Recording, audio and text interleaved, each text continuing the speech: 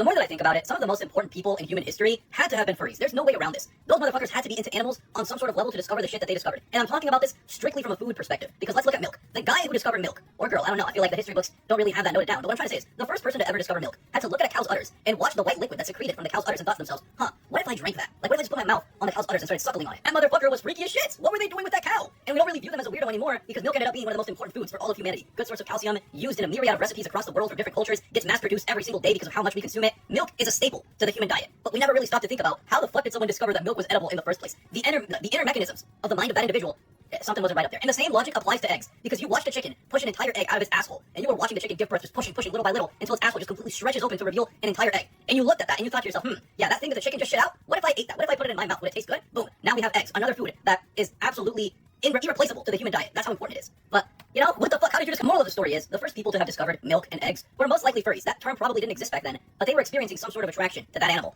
And, you know, you can call them weird, but what you can't say is that they weren't helpful, because without that discovery, who knows where we would be now.